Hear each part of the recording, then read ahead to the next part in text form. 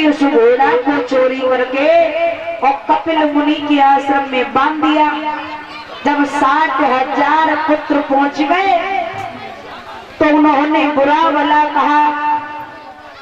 जब बुरा भला कहा राजा परीक्षित, एकदम से कपिल मुनि महात्मा ने अपनी आंखें खोली तो 60,000 पुत्रों को भस्म कर दिया है।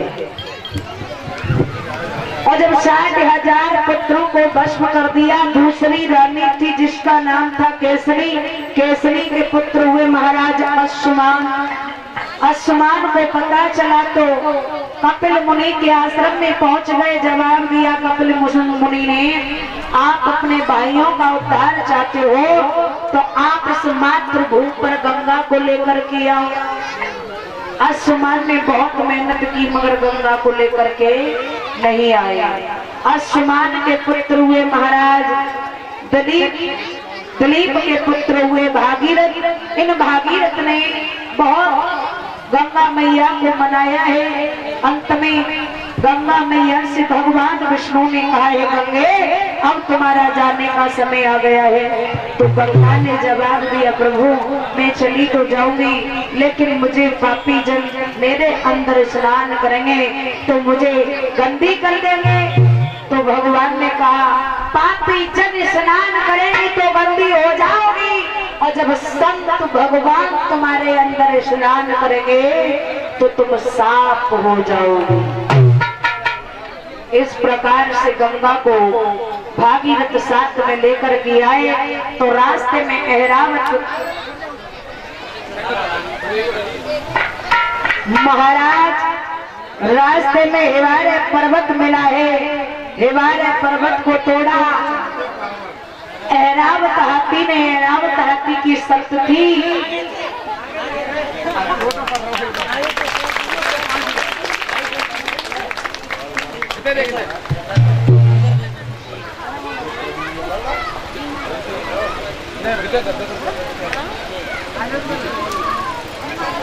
महाराज ऐरावत हाथी की शर्त थी कि मैं हिमालय पर्वत को तोड़ूंगा तो गंगा को हमसे शादी करनी पड़ेगी। गंगा ने कहा ठीक है, मंजूर है। हिमालय पर्वत को तोड़ दिया और गंगा ने जब उफान लिया है तो ऐरावत हाथी डूबने लगा। तो हाय माँ चिल्लाने लगा है। और जब हाय माँ चिल्लाया, महाराज परीक्षित अंत में आगे भागीरथ है और पीछे पीछे गंगा मैया चली आ रही है। आगे बढ़कर के देखा कि महात्मा ने बहती हुई गंगा को देखा है तो उंगली में लिया, पी लिया है। अब तो भागीरथ बड़े परेशान हुए। भागीरथ ने भगवान विष्णु की तपस्या की तो भगवान विष्णु ने आकर के दाहिनी जंगा को फाड़ा है।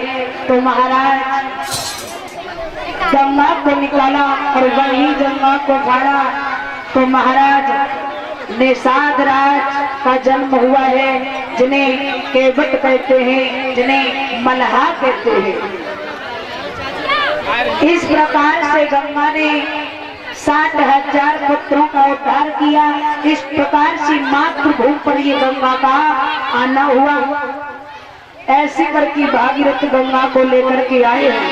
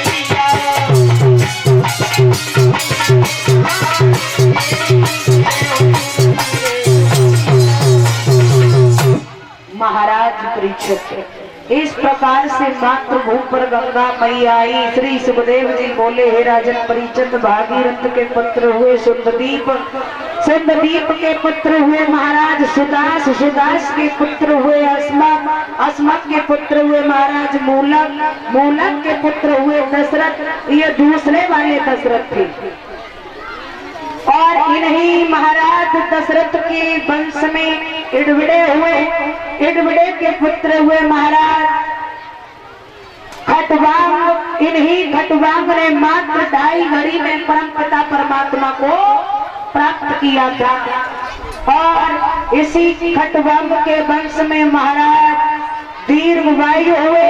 दीर्घवायु के पुत्र महाराज हुए अज और अज के पुत्र हुए दशरथ, जो अयोध्या के राजा थे। महाराज दशरथ की 3 रानियां हैं, कौशल्या, केकई और सुमित्रा।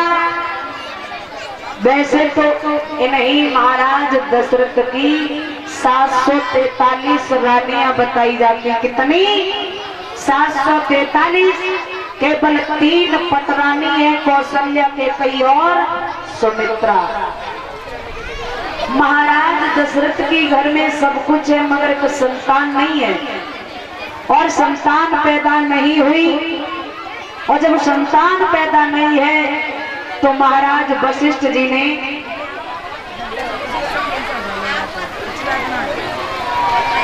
महाराज परीक्षित एकदम से गुरु वशिष्ठ जी ने एक बात कही है, महाराज दशरथ, आप अपने आंगन में लोमर्ष ऋषि के पुत्र श्रृंगी ऋषि को बुलाओ और अपने घर में पुत्रेष्ठ यज्ञ रचवाओ। और जब पुत्रेष्ठ यज्ञ रचवाओगे तब ही तुम्हारे घर में संतान पैदा होगी। लोमर्ष ऋषि के पुत्र श्रृंगी ऋषि ने पुत्रेष्ठ यज्ञ रचाई है। आंगन में यज्ञ पुरुष भगवान खीर का कटोरा लेकर के प्रकट हुए और जब खीर का कटोरा लेकर के प्रकट हुए हैं महाराज परीक्षित, तो महाराज दशरथ को दिया, और जब दशरथ को दिया है तो दशरथ ने तीनों रानियों को आधा आधा भाग दे दिया है। कौशल्या और कैकेयी महलों में अंदर चली गई। सुमित्रा ने उस खीर को आंगन में रख दिया और काम करने लगी। जब काम करने लगी तो क्या देखा कि आकाश मार्ग से तो चील उड़ करके जा रही थी। उस चील ने उस खीर को पंजे में दबाया और उड़ा ले गई। जहां पर मैया अंजनी बैठी बैठी तपस्या कर रही है, वहीं पर जाकर के उस खीर को छोड़ दिया है। रानी कौशल्या को कैकेयी को पता चला कि सुमित्रा की खीर चील ले गई, तो दोनों ने आधा आधा भाग दे दिया है। महाराज इस प्रकार से बड़ी रानी कौशल्या की राम हो और कैकेयी के भरत लक्ष्मण और शत्रुघ्न ये दोनों भाई सुमित्रा के पैदा हुए हैं। इस प्रकार से एक नहीं दो नहीं, अयोध्या में चारों भाइयों का जन्म हुआ है भगवान श्री राम का।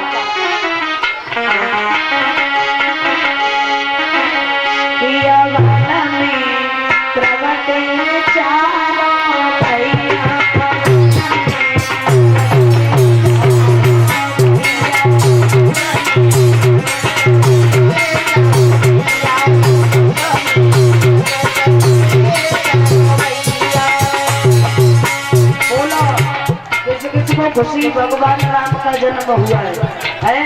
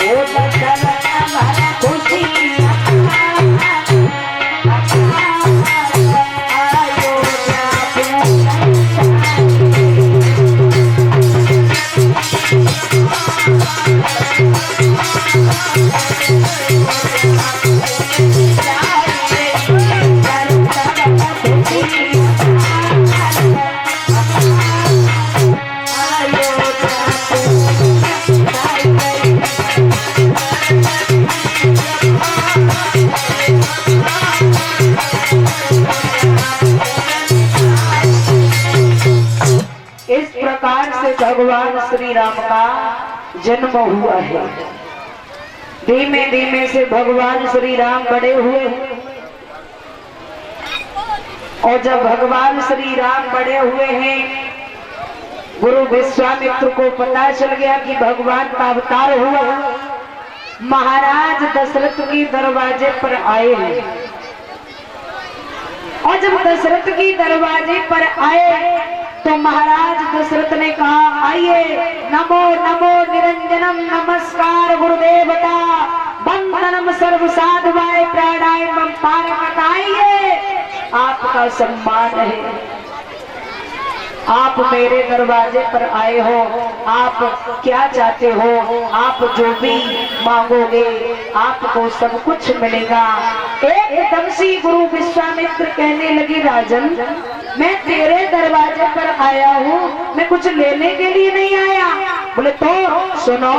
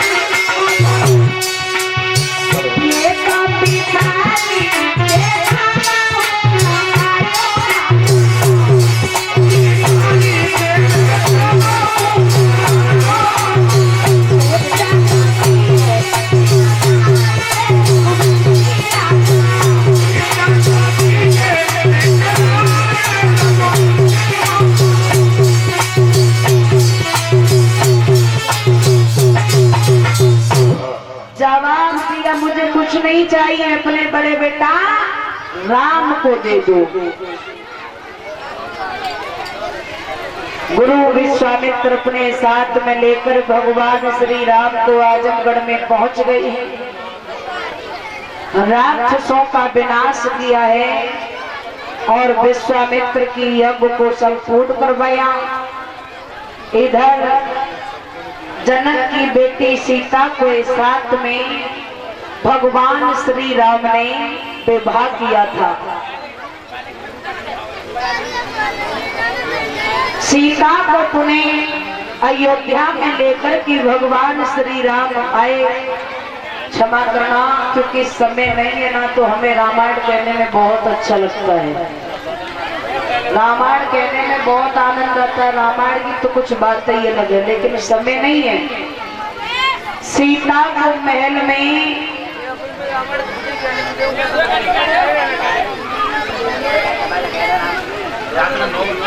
सही बात है, हम पई रामायण कह के क्या करेंगे, जे परी रामायण कहेंगे।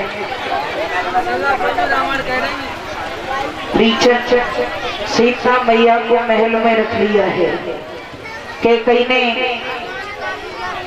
देखा है और इधर महाराज कैकेयी की दासी थी जिसका नाम था मंथरा। मंथरा की जिह्वा पर सरस्वती का वास हुआ। मंथरा को बहका दिया है, बड़े बेटा राम को राजा दशरथ राज्य देना चाहते हैं, मगर कैकेयी ने मामला उल्टा कर दिया। कैकेयी जो थी वो जाकर के कोप भवन में लेट गई है और राजा दशरथ को पता चला तो जाकर के कैकेयी से पूछा क्या हुआ कैकेयी, तो कैकेयी कहने लगी महाराज याद करो तुमने हमें 2 वरदान दिए थे, वो आपके पास में धरोहर के रूप में रखे हुए हैं, आप हमें वो 2 वरदान दे दो। समय आ चुका है। कैकेयी ने क्या मांगा है महाराज दशरथ से सुनिए। कैकेयी ने क्या मांगा?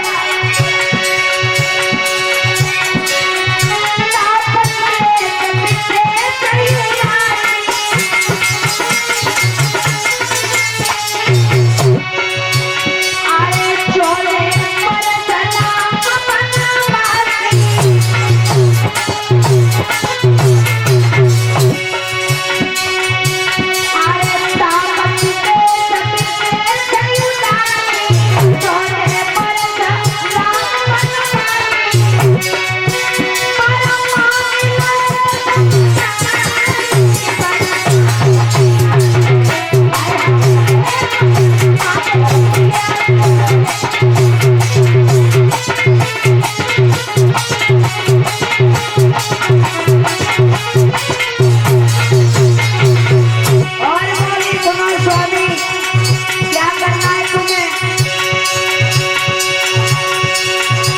अरे भरत लाल को गलती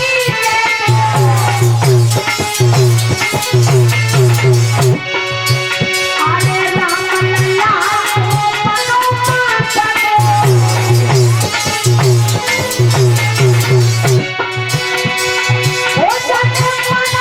हरि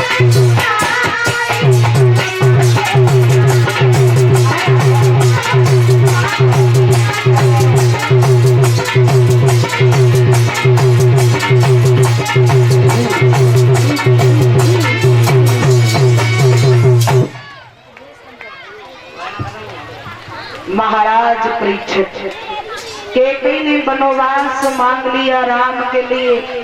तापस बेस विशेष उदासी 14 बरस राम बनवासी।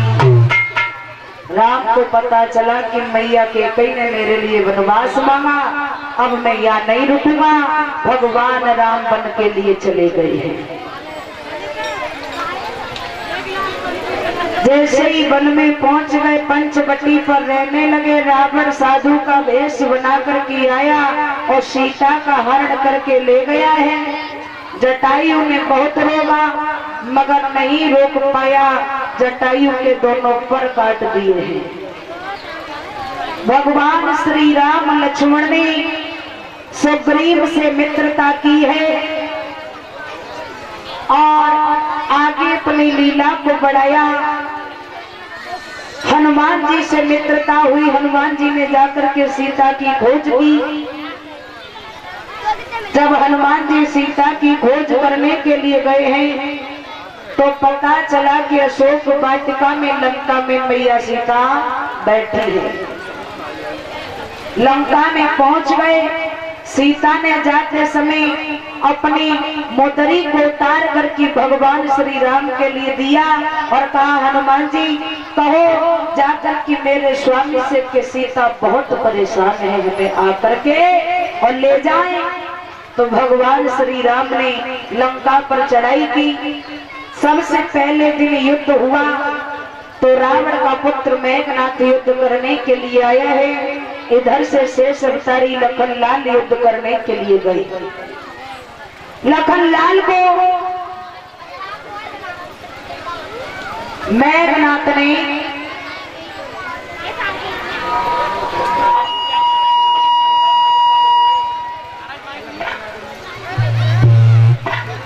महाराज परीक्षित अंत में भगवान श्री राम ने ही रावण का वध किया था। और जब वध करने के लिए गए, जमीन पर डाल दिया है तो लक्ष्मण से कहा, आप जाकर के कुछ ज्ञान मार्ग इस रावण से ले लो। तो लक्ष्मण जो थे वो जाकर के और सर की तरफ खड़े हो गए। रावण कुछ नहीं बोला। थोड़ी देर तक खड़े रहे। जब वापस लौट करके आए तो राम से कहा, वो तो कुछ कहता ही नहीं है। तो जवाब दिया, नहीं तुम नादान हो। कुआं घर घर नहीं जाता है, बल्कि प्यासा खुद चल करके कुएं के पास आता है। रावण बहुत बड़ा ज्ञानी है। रावण के भाई को सारा राजपाट दिया, अपने सीता को लेकर के वापस आए। उसी सीता के बारे में उस अयोध्या नगरी में रहता हुआ एक धोबी अपनी धोबी को मान रहा है। उसने कहा, अरे मैं वो राम नहीं हूँ जो लंका में रहने के बाद मैं सीता को अपना लिया।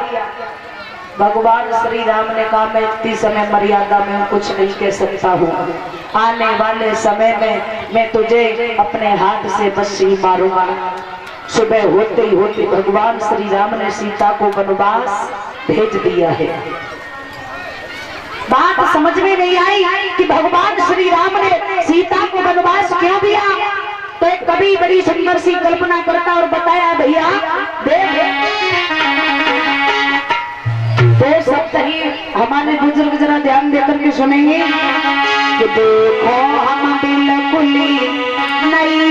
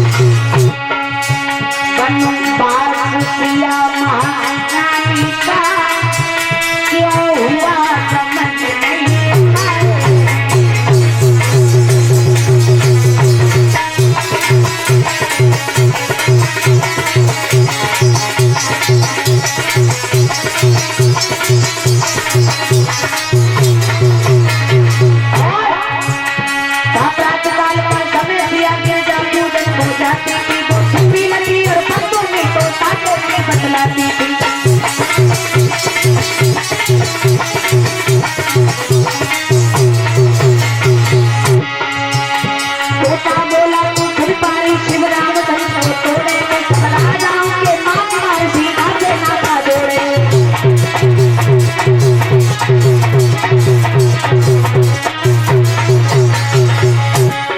दिल खुली देगा नई बात हम पाल नहीं करते।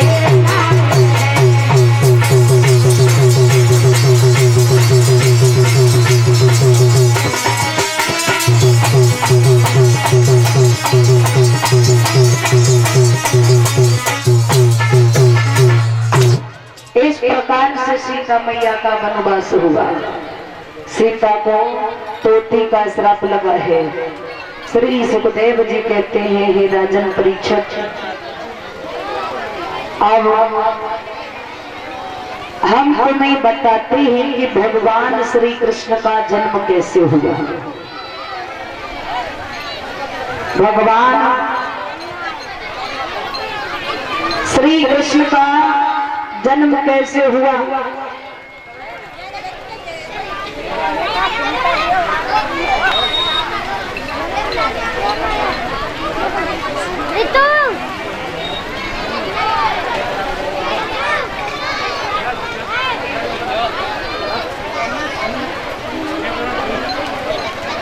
भगवान श्री कृष्ण का जन्म मथुरा की जेल खाने में हुआ था। मथुरा की जेल खाने में महाराज भगवान कन्हैया ने ये भोज वंश में ही जन्म लिया था।